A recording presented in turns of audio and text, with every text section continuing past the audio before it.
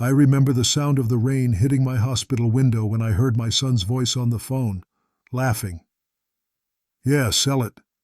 The old man's practically dead anyway. He was talking about my farm, my life's work.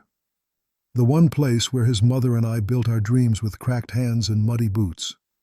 I lay there, weak, tubes in my arm, pretending to be asleep as the nurse adjusted my drip. Each word he spoke stabbed me deeper than the illness eating my body. He called me a poor old man who never knew how to live smart. He said he'd finally modernize the land, sell it to some corporation for quick cash. That's when I smiled, not out of joy, but because I knew something he didn't. I wasn't dying, not yet. And I sure as hell wasn't done. You can steal a man's money. You can take his land. But you can't take the fire out of a betrayed father's heart. That day, as the machines beeped beside me, I swore. If my son thought I was too weak to fight back, he was about to meet the man he'd forgotten I was. Before all this pain and betrayal, my life was simple. Maybe too simple for the world my son grew into. I wasn't rich, but I was proud. Proud of every callus on my hands, every sunrise I'd greeted with hope. That farm wasn't just land. It was my heartbeat, my home, my proof that hard work still meant something. When my wife passed away, I thought the world had ended. But then my boy looked up at me with tear-filled eyes and said, "Don't cry, Dad, I'll help you." He was only 10. That promise became the reason I woke up every morning. We struggled, oh yes. I worked from dawn to dusk, plowing in the heat, repairing fences by lantern light. Sometimes we ate nothing but bread and tea for days. But every night, when he'd fall asleep beside me in that tiny farmhouse, I felt like the richest man alive. I sold my father's watch to buy him school books, skipped doctor visits so I could pay for his exams. Every penny, every sacrifice, it went to his future. I wanted him to have what I never did, a life free from struggle. When he got into college, I nearly cried with joy. I remember the day he left, standing by the dusty road, waving until the bus disappeared. I thought I'd done my job as a father. I told myself, he'll come back one day, not for the land, but for me. Years passed. The farm aged with me. Fences leaned, paint faded, but my heart stayed strong. I worked alone, talked to the wind, and laughed at the birds that still came every morning. Sometimes I'd sit on the porch, holding his childhood picture, wondering if he still remembered our harvest songs. People in town called me Old Hale, the man who never gave up. And maybe that's who I was, just a stubborn old farmer who believed love and loyalty were worth more than money. I never imagined the same boy who once shared my bread would one day sell the land that fed us both. I gave him my everything, my time, my sweat, my heart, and in return, he gave me betrayal. I remember the first time betrayal felt like a physical blow, the hospital phone vibrating on my bedside table while my son's laughter spilled through the receiver. "Dad, it's done. We closed the deal this morning," he said, voice light as if he were announcing lunch plans. My chest went hollow. "What do you mean, close the deal?" I asked, throat raw. "Sold the farm," he replied. "Best decision I ever made. You should be glad, honestly. You're out of date, Dad." Shock glued me to the bed. The room seemed to tilt. Machines beeped like a mocking clock. I tried to speak, but my voice was small, as if it belonged to another man. You what?" He chuckled. "Look, I handled it. That land's worth a fortune to developers. Think of it as your retirement." Sadness crawled in slow and heavy, like winter mud. Memory after memory. The first piglet, my wife's laugh, the boy covered in flour, all turned to ash in my mouth. Disbelief followed. I pictured the deed, my name, the kind of signatures that meant trust. I pictured them rewritten. Who signed for me?" I whispered. "Oh, don't be dramatic. There's paperwork. The broker did everything. You fainted in the hospital, Dad." This was practical. That one sentence, practical. felt like a slap. Abandonment pressed cold against my ribs. He'd reduced me to inconvenience. Later, the broker came with a neat folder and a smile that didn't reach his eyes. "Everything's legal, Mr. Hale. Your son acted in your best interest." They slid the folder toward me like they were offering a consolation prize. I stared at the stamped documents. My name was there, but the signature looked wrong, hurried, imperfect. I remember the first outright humiliation. A neighbor stopping by, lowering his gaze and saying, "I'm sorry, Hale, heard the news." There was pity in his tone. That felt worse than hatred. My son arrived that afternoon in a suit that smelled like car leather and cologne, not like soil and honest work. He looked at me as if I were a relic. "Dad, you're safe now," he said, patting my shoulder as if I were a child who'd scraped his knee. "You won't have to worry about mowing the lawn anymore." Anger began as a small ember. It grew with every condescending word. The ember turned to a furnace when he said, "You should be thankful. You'd have died poor and forgotten." I felt my heart pound with a sound I'd never heard from it before. Sharp, urgent, accusing. "How could you?" I said, voice cracking. "How could you sell our life like that?" He shrugged. "Business is business, Dad. Sentimental attachments don't pay the bills." Each word he spoke peeled away a layer of my faith in him. The betrayal was clinical, efficient, more like a transaction than a crime to him. When I went back to the farm and saw the bright "sold" sign cutting through the morning mist, something cold and final settled over me. Men I'd fed and sheltered were removing fence posts like they were erasing my handwriting. The barn smelled of diesel and fresh paint, not my hay and sweat. I stood at the gate, hands trembling, and my son climbed into his new truck without even offering me a ride home. "You should rest, Dad," he called. "Let the new owners do the heavy lifting." That was the humiliation, being dismissed from my own life, being treated as if my memories were disposable, my years a liability. Anger flared into fury when neighbors started whispering about how I must have been too weak to manage things myself. They didn't know about forged signatures or phone calls that happened behind closed doors.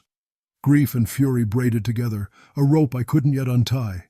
I thought of the nights I'd sat up nursing a feverish child, the mornings I'd sold the last of our eggs to buy him shoes. A hot, righteous anger rose, not cruel, but righteous. I wasn't going to let this end with me being laughed out of the only life I'd built. By the time Dusuuson fell, my disbelief had hardened into a single, terrible clarity. This was intentional. He had abandoned us for profit, and he would have to answer for it. As the stars blinked awake over the fields I'd tended since boyhood, I felt something else, a promise forming in the pit of me. I would not let this betrayal stand. The pain was still raw, but beneath it, a cold determination settled. I would get my name back. I would prove that a poor old man could still cut down the tallest trees of deceit. I remember the exact tilt of the sun the day I finally decided I'd had enough. It was low and mean, throwing hard light across the yard where my son's truck still sat like an insult. I sat on the broken step of the porch, my hands curled around a chipped mug that tasted of stale tea and stubbornness. For a long time I let sorrow be my companion. It wrapped around me like an old coat, familiar and heavy. But that afternoon, grief began to feel slippery, like mud sliding off a plow blade. It couldn't hold the shape of what I needed it to be. I replayed the hospital call again and again, each word chiseling deeper. "You're out of date, practical, die poor."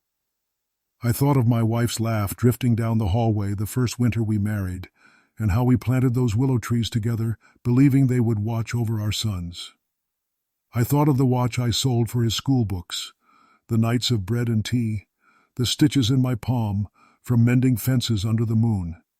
Every selfless act stacked behind my eyes like a ledger of proof. I had given everything to him. So when the man I raised turned my memories into a sale and walked away with his pockets full, something in me refused to be a footnote. Anger came slow at first, a small blister warming under my skin. Then it burst into a hard, steady burn. I watched the men tear down the fence and felt each post pulled up as if they were pulling out my ribs. The neighbors' pitiful looks were knives, but the real cut was my son's casual cruelty, the way he dismissed our history as if it were yard waste. My hands began to shake, not from weakness, but from a rising resolve.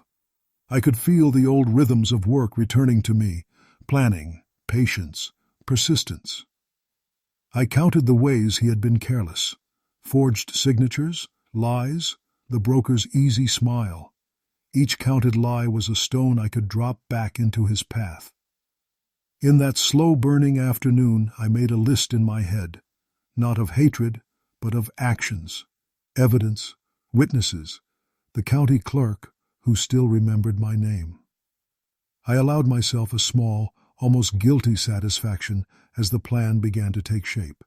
For the first time in days, hope felt like a tool in my hands. Grief had been soft and passive. Determination was a different animal, crisp, sharp, and hungry for justice.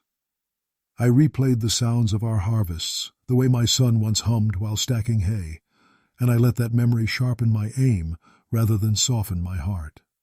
The turning point wasn't dramatic. There were no shouted words or slammed doors, just a silent promise made to myself under that low sun. I would not allow the last chapters of my life to be written by a man who bought and sold his own blood. Enough meant that I would stand, gather what was rightfully mine, and fight, not out of spite alone, but to restore what he had taken from my past, my name, and my dignity. So I rose from that broken step, cane in hand, and a new kind of clarity in my chest, and I vowed, softly, but with the weight of years behind it, that I would take back the farm, my legacy, and the truth. He had called me a poor old man. I vowed to show him the cost of underestimating the poor, for we are the ones who know how to endure, plan, and, when needed, strike back. I moved like a man who'd learned to hide his strength, slow on the outside, calculating on the inside. First, I did nothing loud. I watched. I listened. I let my son's arrogance hang in the open like a poorly tied noose. I started at the county office, pretending to fumble with forms while my eyes read every stamp on the deed. It took one casual question to the clerk, the right question, to learn the sale had gaps, names smudged, witnesses who didn't remember, a date that didn't make sense. I didn't confront anyone. I wrote it all down on a napkin and folded it into my pocket like a small, dangerous thing. Then I went to Mr. Graves, my old lawyer, the kind of man who kept files the way priests keep confessions. He listened without judgment, then said, "We proceed quietly. If he suspects, he'll bury the proof."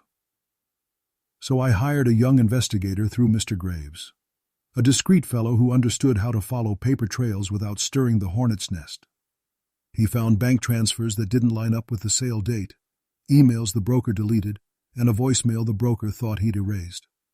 I kept my circle tiny: the lawyer, the investigator, and Sheriff Collins, an old friend who still drank his coffee black and remembered my father's name. I visited my farm at dawn and spoke softly to the men I'd worked with for years. I paid them under the table to be my eyes and ears. Not because I wanted spies, but because I needed truth-tellers who owed more to the land than to my son's promises. At night, I replayed conversations in my head, memorizing the cadence of lies so I could spot them in court testimony. I polished old receipts, the ones for seeds, the watch I'd sold, small artifacts that proved a life lived honestly. On the sly, I asked neighbors about the broker, about any odd cars that came by during my hospital stay. Their gossip became evidence in my mind. I let my son celebrate his new life while we quietly catalogued every inconsistency in the paperwork. Patience was the point. If I moved too fast, he'd hide or bribe. Too slow, and the money would be gone for good. Sometime, as I feigned frailty, letting him misjudge me, because nothing disarms a hasty man like a smiling old fool. Other times I practiced walking long circles around the property, learning each hidden gate, each broken fence post, knowledge that belonged to me alone. I even made a point of being seen in the diner, talking about nothing, so his ears would fill with complacency rather than suspicion. There were moments I could have exploded, called him out, smashed windows, screamed, but I wanted durable justice, not a scene. My plan had a hinge, a single day when all the pieces would be set, legal subpoenas ready, witnesses sworn, the sheriff prepared to act. But I kept that hinge secret from everyone except Mr. Graves and the investigator. Secrecy was the lock on the plan. I imagined my son's face when the hinge dropped, and that image sharpened my resolve like a whetstone. I didn't tell the full plan to anyone. Even my own hands didn't know every move until the moment I made it. People asked me what I was doing, and I answered with small, harmless things. Resting, sorting papers, remembering. Inside, I catalogued revenge the way a farmer catalogues seeds. By season, by method, by exactly how much patience it requires.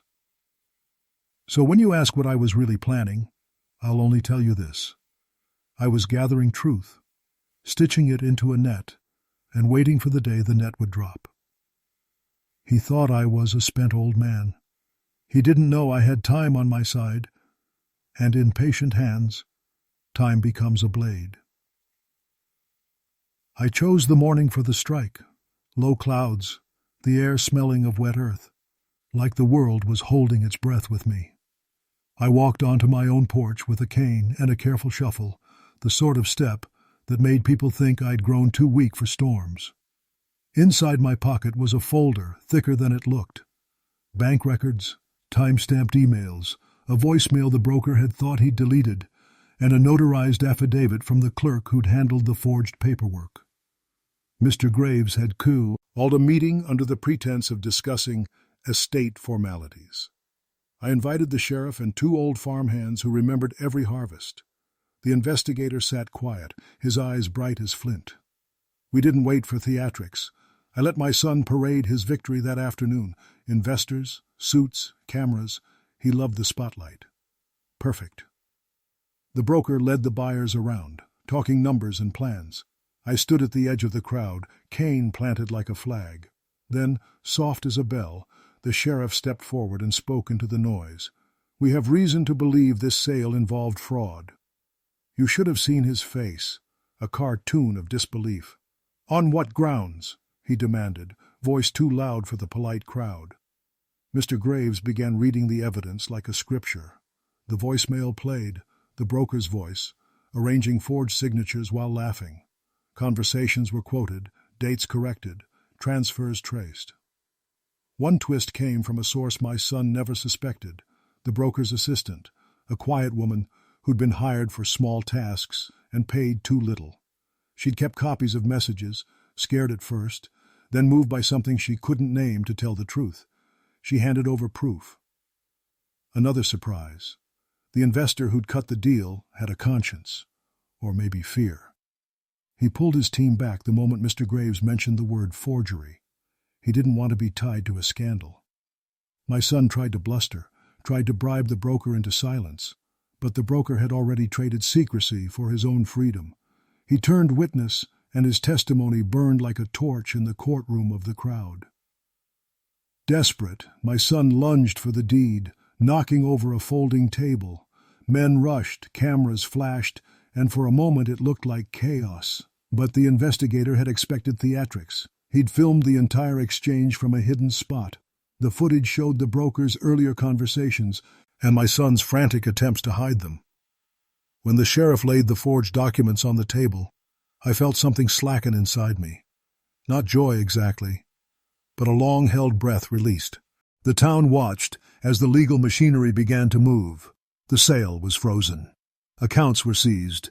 The broker was escorted away in cuffs, his smile gone. My son stood there as the consequences piled up. Contracts voided, investors angry, his reputation as empty as the promises he'd made. He pleaded, he shouted my name, trying to twist pity into salvation, but the evidence had weight.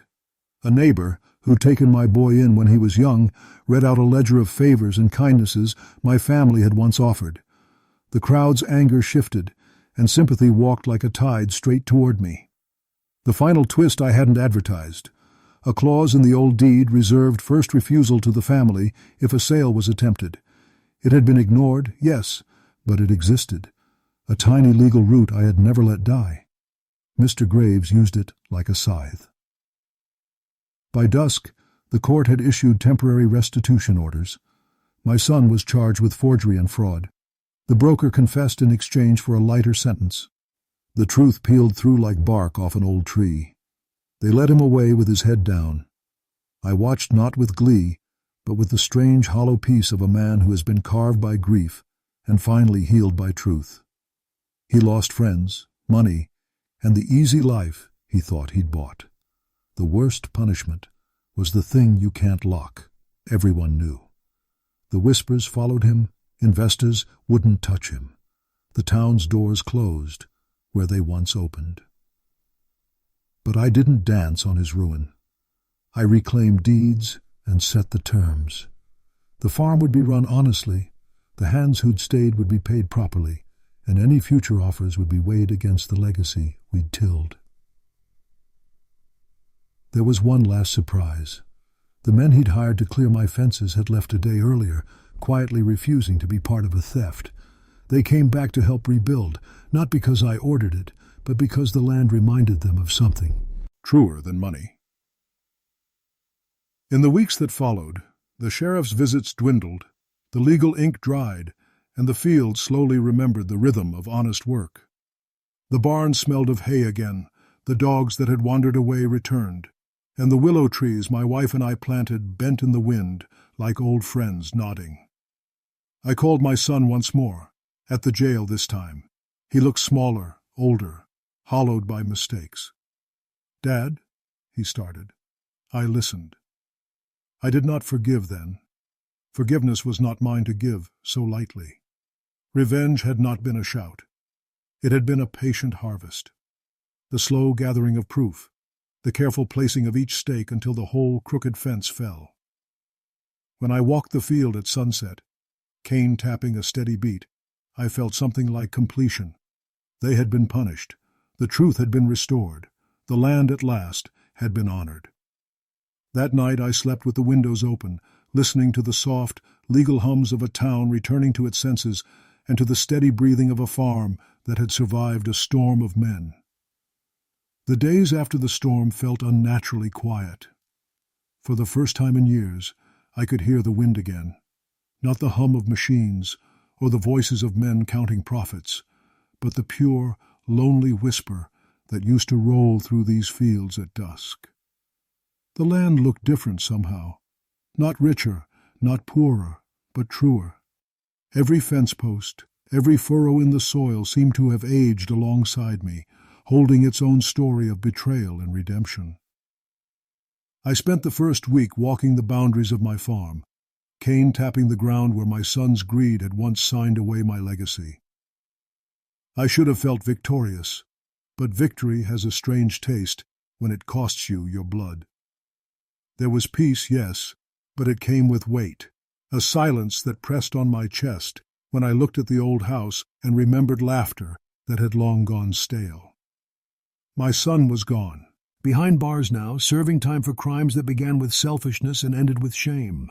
I visited him once. He didn't look like the man who'd betrayed me. He looked like the boy who'd helped me milk cows before school. His voice cracked when he said, "I just wanted to prove I was better than you." I didn't have an answer for that, because in his eyes, maybe I had been the one who'd made him believe love had to be earned through wealth. Walking back home, I realized revenge hadn't brought me joy. It had brought balance. Justice, yes, but justice is colder than people imagine. At night, I sat on the porch where my wife used to hum, and I let the quiet mend what it could. The dogs lay by my feet. The stars blinked like patient eyes, waiting for me to speak. I whispered into that stillness, "It's over." And for the first time, I believed it. The neighbors began to visit again. Some offered help, others just stories, small kindnesses that stitched my days back together. I rebuilt the barn, not with haste but with care, board by board. I hired local hands, young men who reminded me of my son before greed bent him sideways. They worked hard, laughed freely, and called me "sir" with a kind of respect that didn't sting. And slowly, I learned to smile again, not out of pride, but gratitude. The land forgave me before I forgave myself. It bloomed that spring, like it had been waiting for a man to remember what it meant to belong to something honest. When the wheat turned gold, I stood in the field, the wind tugging at my hat, and I realized I hadn't risen from my deathbed for revenge. I'd risen to reclaim meaning. I'd lost a son, but I'd saved a legacy, not in acres or deeds, but in truth. And that truth was simple. Money can buy land, but not roots. Greed can build a future, but only love makes it worth living. The moral? Never underestimate the quiet strength of an old man, because sometimes the ones you cast aside are the ones who taught the earth how to grow. And when you betray them, the land itself remembers and waits for justice to take root again.